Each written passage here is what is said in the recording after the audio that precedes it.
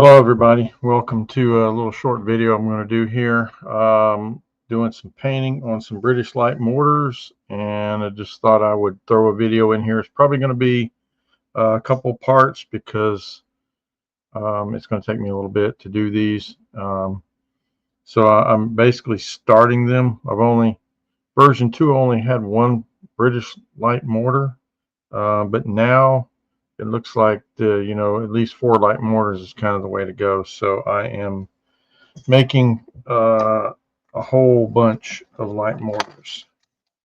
So I have that one, and then this little dude here. This is an anti-tank rifle. I've got one. I'm painting another one. Try to get as many as I can because those are good as well. So I had started out with this brown here, but it was a little bit too dark. These have all been primed. I have nutmeg brown, and that's what I'm using now to try to put a coat on these guys that will look well. So you can see this is a little bit lighter. Looks more like the British. So that is what I'm doing here. So we're going to just get cracking here, and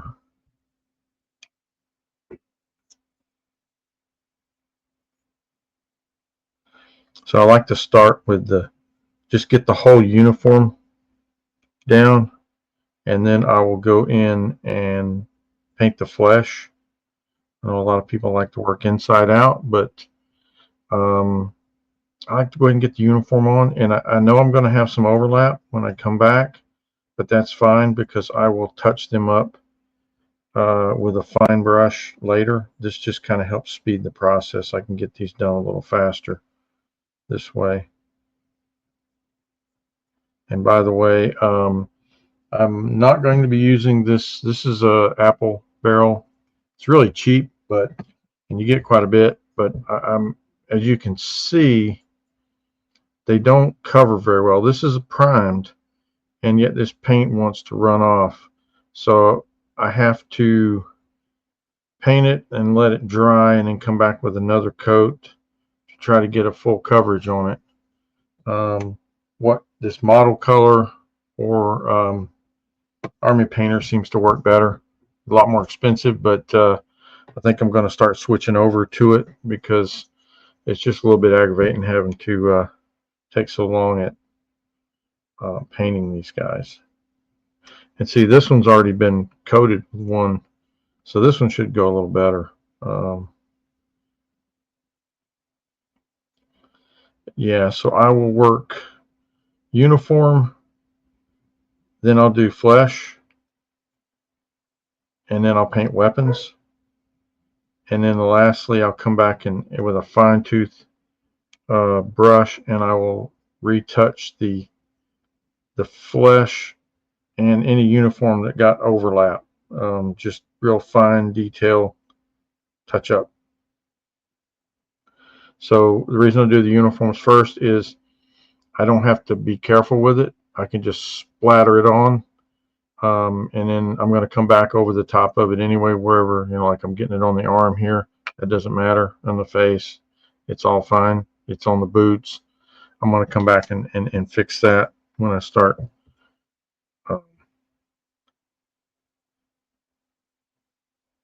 Yeah, so it's all about speed.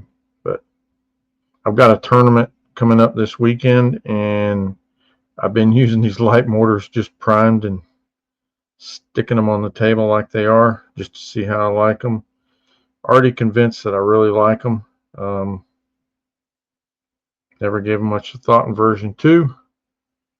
I had one light mortar, never used it, but now I think they're really good. They've got that extra range that kind of makes them useful. Before 12 inches and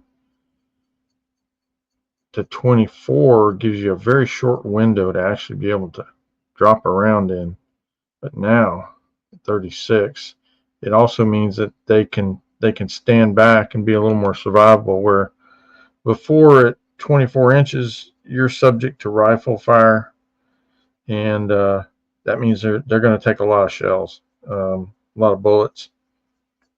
They're not going to survive. But now you need an MMG to reach one. You know, if it's properly placed, rifle fire is not going to touch them.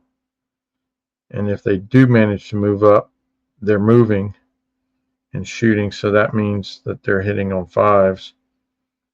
And if they're pinned, they're hitting on 6s, so much more survivable that way.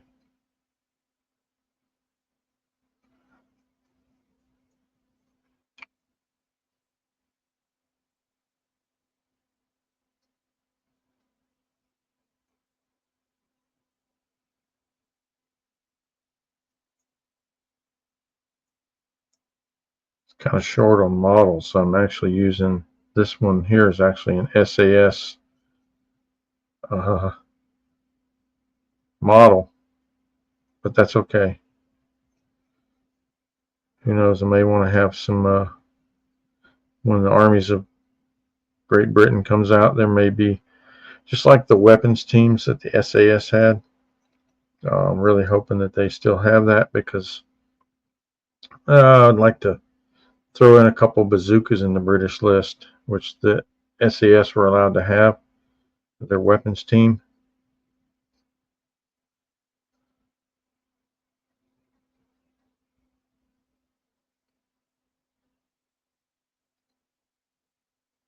All right. Oh, yep. Get that whole arm.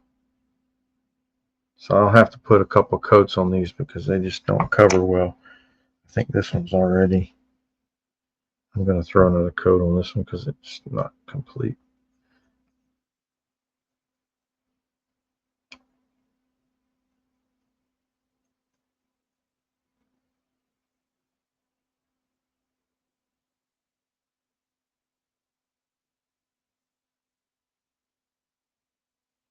Yeah, so before I touch up the uniforms too, I'll come back and I'll paint their little, if, you know, the mortars don't have a lot of gear like the infantry does, but like this dude has a pack with some, obviously he's a loader and he'll have some rounds in the bag, and I'll paint those. I didn't like the way these came out, the color. It's supposed to be like a khaki. I think I'm going to come back with more of a light tan for those bags.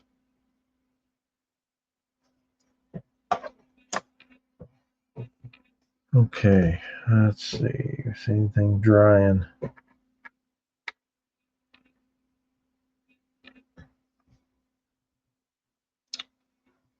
Well, all right.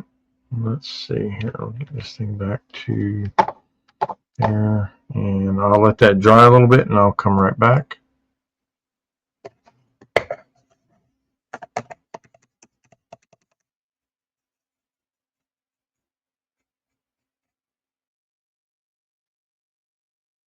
Okay, we're back. So, giving that a chance to dry. Looking for a second coat. So, I've been wanting to do a tutorial on how to build scratch built buildings, and I would have put it out already, and I know somebody out there might be looking to see it, but I'm having trouble locating the Ghost Line poster board that I use.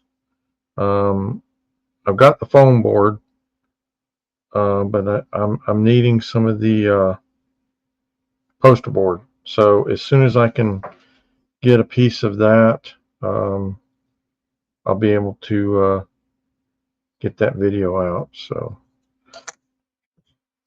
the other thing that's been kind of holding me up is getting ready for Siege of Augusta. Working on units, getting them ready for the tournament. Doing battle games to prepare, and I've been doing a lot of TTS, Tabletop Simulator, which has been quite helpful as far as seeing what what works in version 3 and what doesn't. So I will be bringing my Gurkhas, and we're going to see if they can still assault in version 3. So if this doesn't work, they'll become shelf candy until such time that the assault rules change. But I got something I think will make them work. We'll see. Problem with Gurkhas is, I mean, they're still good infantry. But if you're not assaulting with them, you're spending a lot of points for nothing other than, you just got some veteran infantry. So I've also got some paratroopers, which I like. The paratroopers, they're stubborn. So especially with the way objectives are, they're really good about getting on objectives and being hard to knock off of objectives. And they don't cost as much. So I'm able to bring other stuff. And I think that.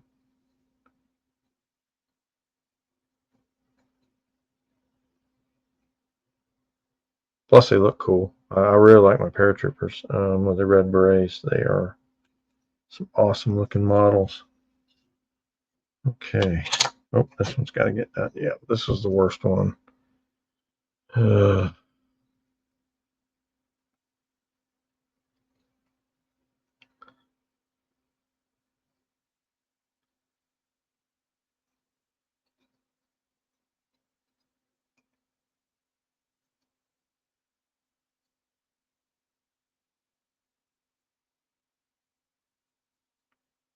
So 2 forward artillery observers,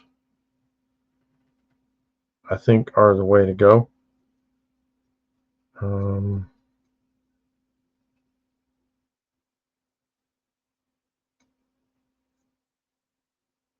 For British anyway. Honestly, if you're running any of their army, if you don't get the double strikes, I just don't see the benefit in spending the points on an observer.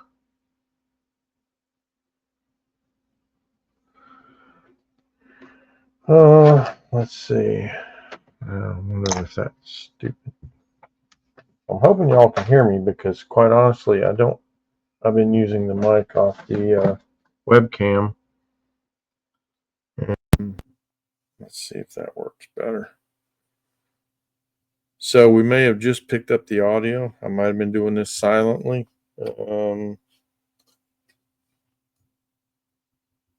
But in case y'all haven't heard what I've been saying, these are some light mortars that I'm building for my British. I think four is the way to go. And I've got a couple of anti-tank rifles that I'm getting ready for my tournament coming up this weekend. Siege of Augusta, pretty big tournament. It's not really a grand tournament, but it is one of the larger tournaments in America, North America. All right, let's see. We need some flat flesh. I think will go good. So I got that. Now I need a small brush. Get the faces painted. Okay, got that.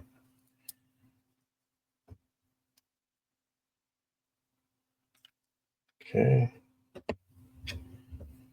And if I'm careful, I can go ahead and start getting some skin painted on these guys while the brown is drying.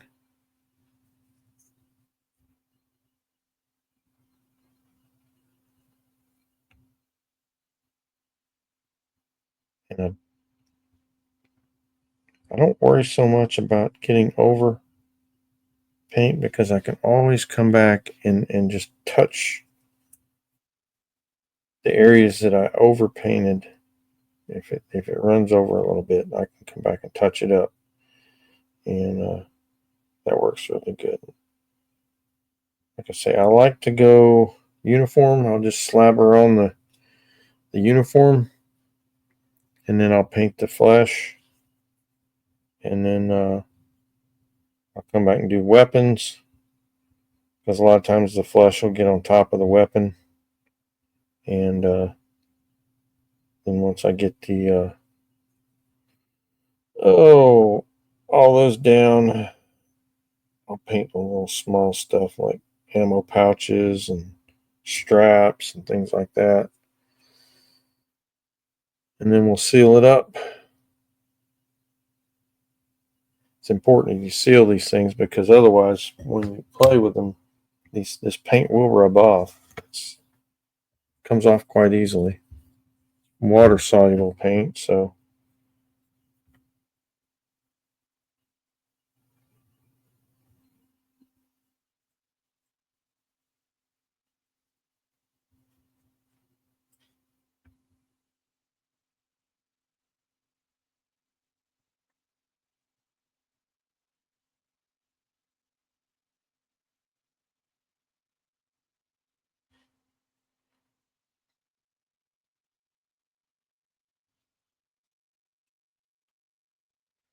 sometimes getting these guys. Almost wish I'd paint them on the sprues before I put them together. Oh, getting up in these little corners like this can be really tricky. But I don't sweat it too much, because like I get a little bit on the helmet there when I'm painting. I'll just come back and touch it up. Sometimes you have to work back and forth a few times. That's okay.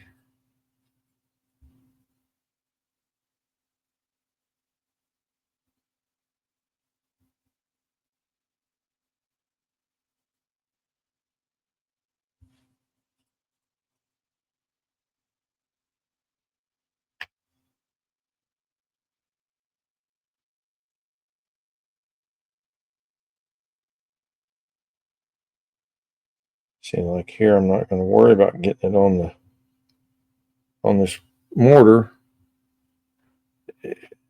because I'm going to come back and paint the mortar, and I'll have to be careful when I get to where the hand is. But like I say, if you do manage to get a little bit back on it, then you just come back and get a real fine brush, and you just touch it up. It's good to go.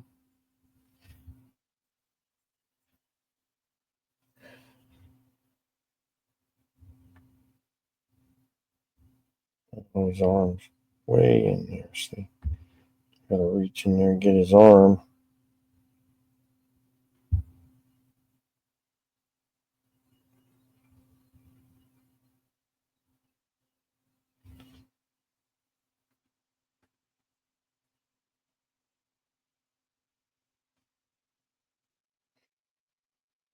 And the wash is always good too. Wash always makes them look good. Gives them a little depth.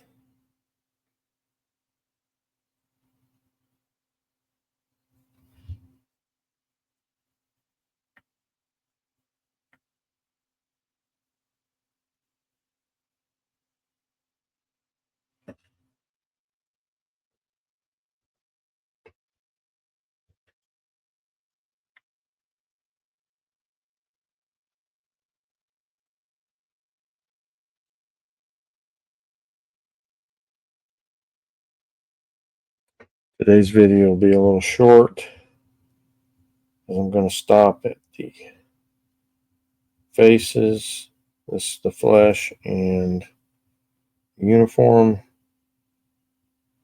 and I will come back tomorrow and hopefully finish them up. Running short on time too, so yeah, see. So I got a little spot right there on that uniform, but I don't sweat that, because I had to get in there and get the little cracks and crevices, and then that one's easy to come back on the outside and just touch him up afterwards.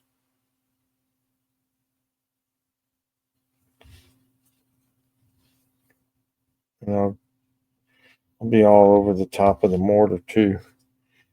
But that's okay. I'll come back and paint the mortar. That'll be gone.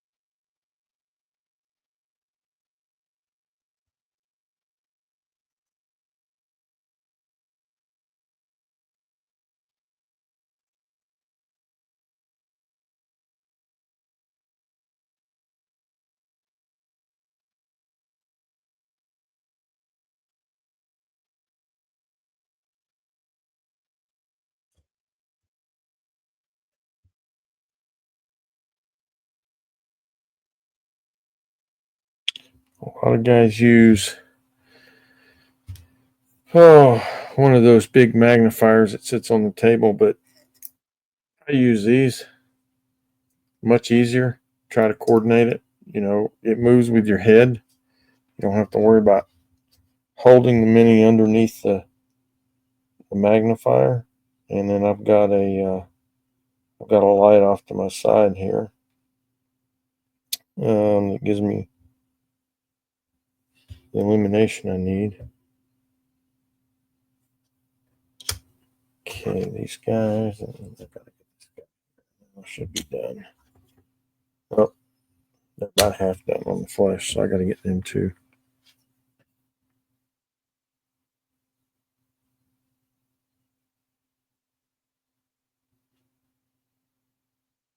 Yeah, so when you come in here and grab the neck, you're gonna get it on the uniform.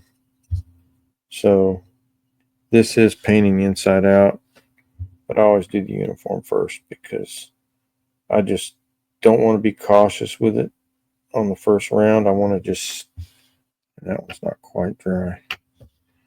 Getting a little bit of brown on the,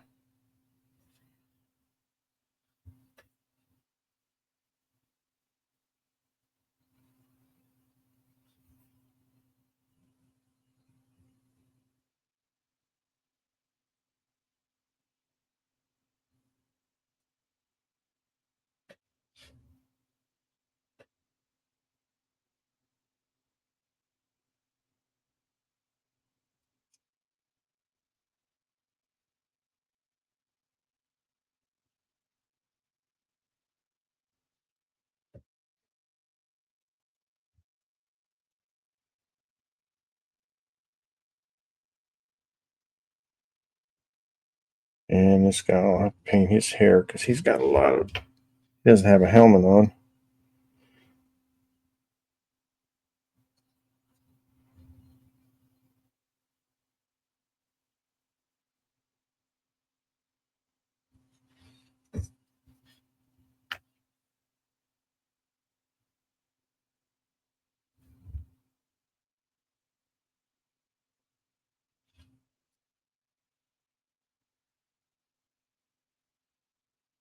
There's certainly better painters out there than me.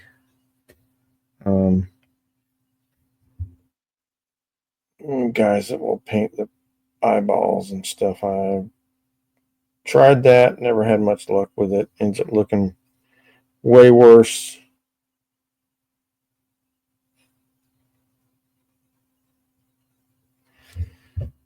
Although my Gurkhas did win best painted at Recon a few years back. Um, but I did take a lot of care with them. I was like, really careful on how I painted them because I love my Gurkhas.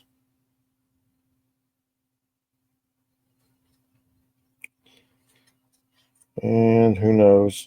Even with my airborne, I might just throw one squad of Gurkhas in just to have a squad. Certainly nobody's going to come near them.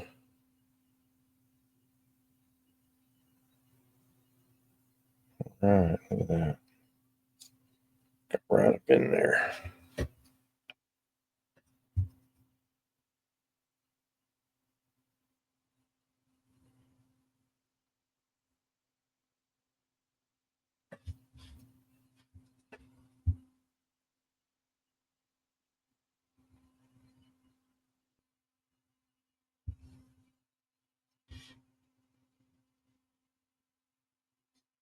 Right. I think this, oh yeah, I already got him.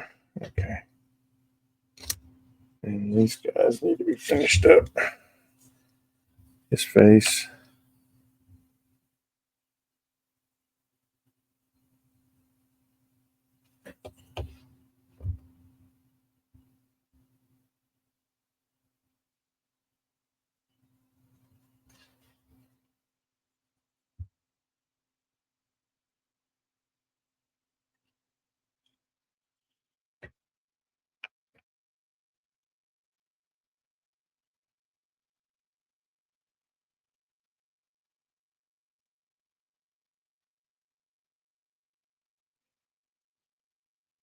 Yeah, and certainly a wash on the flesh definitely makes them look better.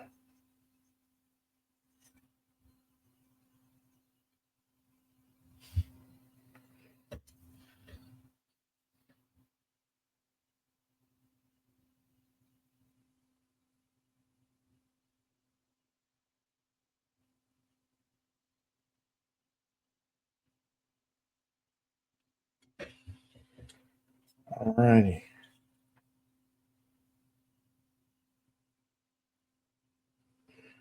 Well, that looks like all for today. It's kind of late. I kind of started this late.